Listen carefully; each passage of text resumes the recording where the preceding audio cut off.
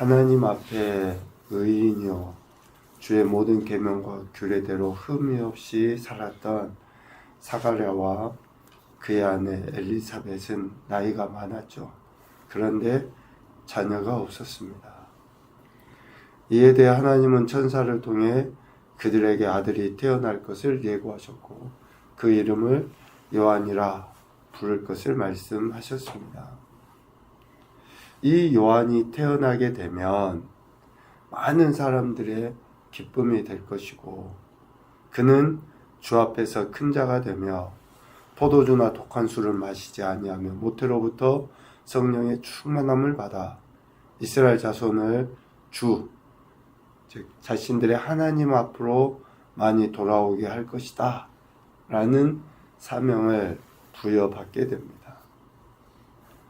그리고 기한이 차서 이제 태어나죠.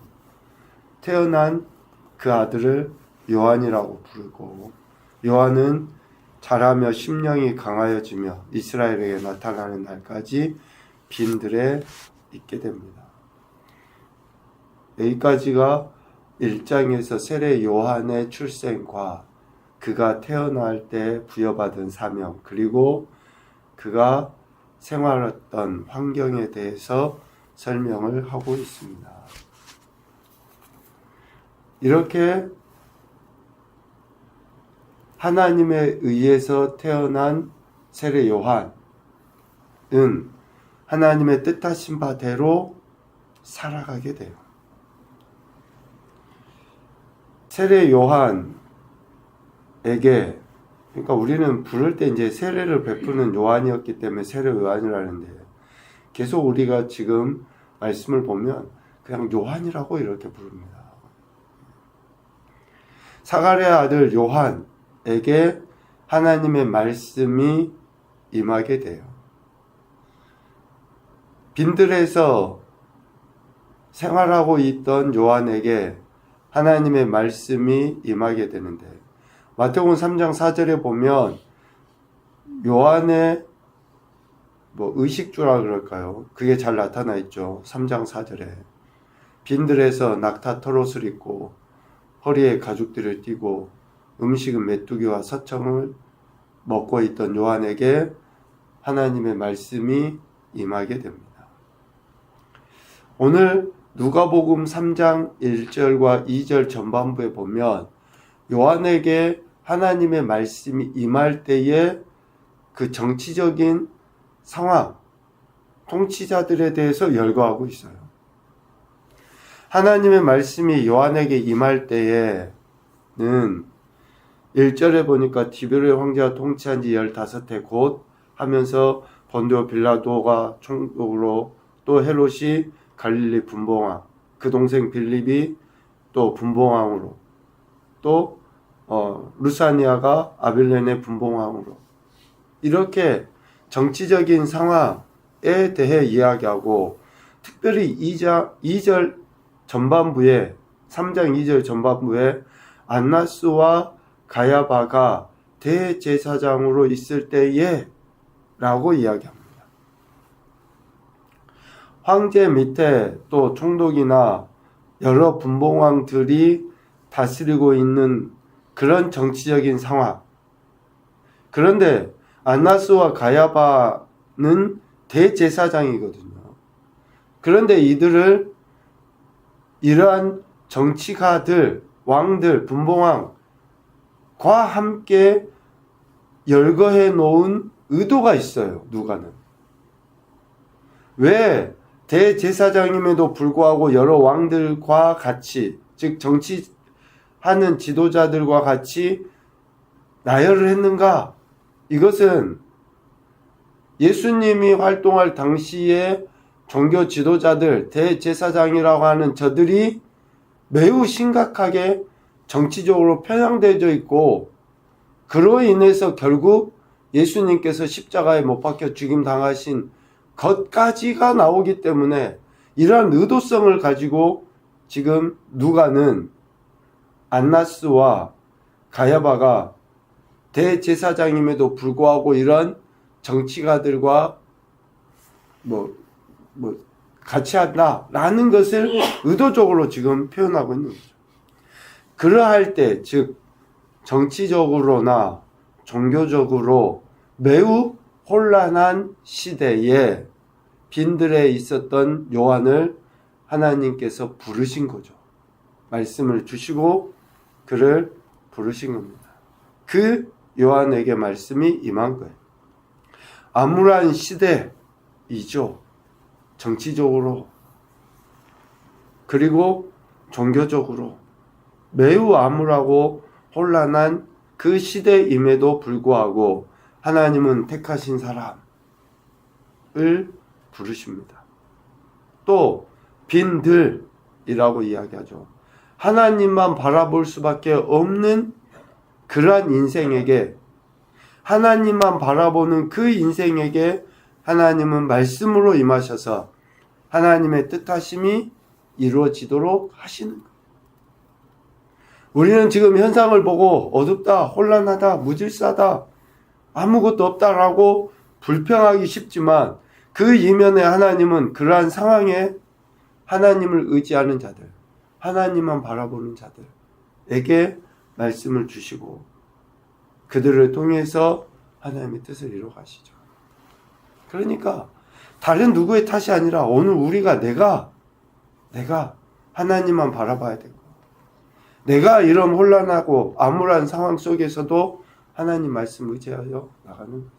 이것이 하나님께서 기대하시는 바이죠.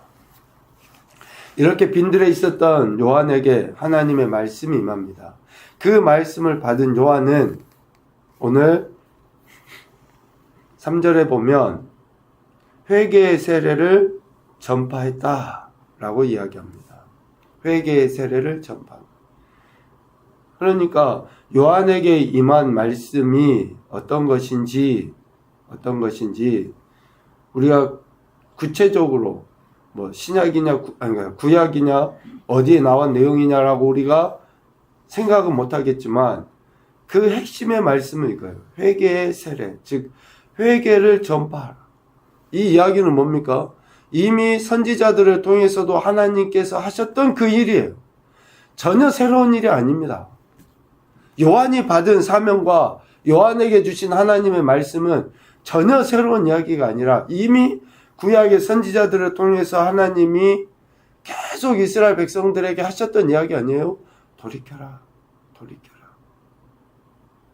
그러니까 어찌 보면 세례 요한은 마지막 선지자가 아닌가. 회개의 세례를 전파하죠. 임박한 하나님의 심판을 선포하고 하나님께 돌이키도록 하는 그 말씀을 주셨고 요한은 그 말씀을 선포한 거예요. 마치 이사야 선지자의 책에 쓰여진 것처럼 광야에 외치는 자의 소리로서 주의 길을 준비하고 오실 길을 곧게 하라고 요한은 선포한 거죠. 하나님의 심판으로 모든 골짜기가 메어지고 모든 산과 작은 산이 낮아지고 굽은 것이 곧아지고 험한 길이 평탄하게 된다. 그리고 하나님의 심판은 모든 육체가 하나님의 구원하심을 볼 수 있게 한다. 라고 했던 선지자 이사야의 그 말씀을 다시 이루어드리도록 하기 위한 선포였다. 그래서 회개의 세례를 선포한 요한은 세례받으러 나오는 무리들을 면밀히 본 거죠. 7절 이하의 이 말씀은 구약 이스라엘 백성들이 실패했던 것을 그대로 따라가지 말라고 하는 강력한 촉구입니다. 다시요. 7절 이하에 세례받으러 나오는 무리들을 요한이 보고 했던 이 말씀은 구약 이스라엘 백성들이 실패한 것을 그대로 답습하지 말아야 한다 라는 것을 이야기하고 있어요. 세례받으러 온 무리들을 보면서 독사의 자식들아 라고 강력하게 책망을 하죠. 왜요? 회개를 통해 장차 진노를 피할 수 있다라는 거예요. 회개를 하면 앞으로 임할 그 심판을 피할 수 있다. 이 전제하에 지금 그 세례를 받으러 온 무리들은 합당한 열매를 생각하지 않고 세례를 받으면 무조건 진노를 피할 수 있다라고 여긴 거예요. 그것을 책망한 겁니다. 세례라고 하는 물로 행해지는 의식이 중요한 게 아니라 진짜 회개하는 것이 중요한데, 마음을 돌이키는 것이 중요한데, 마음은 돌이키지 않고 물로 세례를 받았다고 하는 것으로 진노를 피할 수 있다, 심판을 면할 수 있다 라고 생각하지 말라는 거예요. 지금까지 구약 이스라엘 백성들은 어떻습니까? 할례 받으면 됐지. 내가 아브라함의 자손이면 됐지. 혈통으로 내가 아브라함의 후손인데 뭐. 그러니 8절 이야기하죠. 조상이 아브라함이 우리 조상이다. 그리고 그 아브라함의 자손이기 때문에 결코 망하지 않는다. 이런 생각을 하고 있는 거예요. 그러니 하나님이 능히 이 돌들로도 아브라함의 자손이 되게 하신다 라고 분명하게 이야기합니다. 실질적으로 오늘 누가복음 3장 7절 이하의 이 말씀이 세례 요한이 하고자 했던, 아니요, 이미 구약에 하나님이 하시고자 했던 말씀이고 신약에 예수님께서 하시고자 하시는 그 말씀을 증거하고 예표하는 말씀으로 대표성을 갖게 됩니다. 매우 중요한 이야기예요. 회개를 통해 장차 진노를 피할 수 있어요. 왜? 회개는 마음을 바꾸는 거기 때문에. 메타노니아라는 이 헬라어는, 그 회개는 그냥 단순한 어떤 의식의 문제가 아니라 마음 자체를 바꾸는 거예요. 마음 자체를 바꾸는 거예요. 그러니까 이런 진짜 회개를 하면 하나님의 진노를 피할 수 있어요. 그런데 하나님의 진노를 피하는 회개는 마음이 바뀌어지는 거거든요. 그러니까 합당한 열매를 맺는 거예요. 마음이 바뀌어지면. 그런데 합당한 열매는 생각하지도 않고 세례 받았다 라는 것으로 장차 진노를 피할 수 있을 것으로 생각하는 그 어리석음을 범하지 말라 라는 겁니다. 그래서 마음을 바꾸는 회개를 하게 되면 하나님의 사랑을 진짜 깨닫게 됩니다. 또 그 하나님의 사랑에 의해서 다른 관계 속에 있는 사람들을 사랑하게 돼요. 하나님을 사랑하고 이웃을 사랑하라고 하신 이 예수님의 대표적인 이 계명의 말씀이 언제 이루어집니까? 마음을 바꿀 때, 즉 회개할 때에 이루어진다는 거예요. 그래서 마음도 바꾸지 않고 세례만 받으면 된다라고 하는 그 사람들에게 요한이 강력하게 책망을 하면서 회개에 합당한 열매를 맺어라.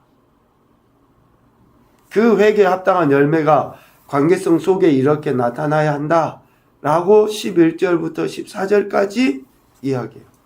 옷 2벌 있는 자는 옷 없는 자에게 나눠줍니다. 세리들도 부가 된 것 외에 더 많이 거두지 말고, 군인들도 자신들이 받는 그 월급, 급료에 족하고 다른 사람들을 강탈하지 말아야 합니다. 관계성 속에서 이런 태도로 드러나는 것이 세례라는 것, 실제적인 세례. 지금 오늘 이 이야기는 7절부터 14절까지 이 말씀은 다시 강조하지만 앞으로 세례 요한의 사역, 아니요, 오신 예수님이 앞으로 공생의 사역 기간에 예수님이 하시고자 하신 그 말씀을 예표합니다. 이 일을 위해서 예수님께서 오신 거죠. 빈들에 있었던 요한에게 하나님의 말씀이 임하여서 지금 이 말씀으로 당시 혼란하고 암울한 시대에 있었던 이들을 깨우치시고 있습니다. 오늘 우리에게도 동일합니다. 첫 번째 교훈이죠. 우리가 어디에 있든지 하나님은 택하시고 부르시어 하나님의 말씀으로 세워져 가게 하신다. 우리가 어디에 있든지 어떤 상황인지 또 어떤 형편이고 어떤 모습인지 별로 하나님은 신경 쓰지 않습니다. 하나님의 택함 받은 백성에 대해 반드시 말씀으로 세워가셔요. 두 번째, 주어진 사명을 감당하며 상황이나 환경을 보지 않고 담대하게 나아가자. 상황이나 환경을 보지 않고 담대하게 나아가야 됩니다. 세 번째, 회개에 합당한 열매는 관계 속에서 증명되어져야 한다. 관계 속에서 증명되어지는 거예요. 내가 예수님 믿는 것이 부부관계, 부모 자녀관계, 특별히 성도들과의 관계 안에서 정말 사랑으로 이렇게 나타나 보여줘야죠. 내가 예수님 믿는다고 하는 것이 증명이 돼야죠. 그래서 늘 우리 자신을 겸손하게 하고 바울의 말씀처럼 남을 나보다 낮게 여기고 사랑으로 그렇게 해나가는 거예요. 왜? 우리가 회개하고 예수님 믿기 때문에 그런 거죠. 오늘도 저와 여러분에게 구원의 은혜를 베푸신 하나님은 우리에게 말씀하시고 우리는 그 말씀을 듣고 순종함으로 하나님의 영광을 나타내야 할 줄로 믿습니다.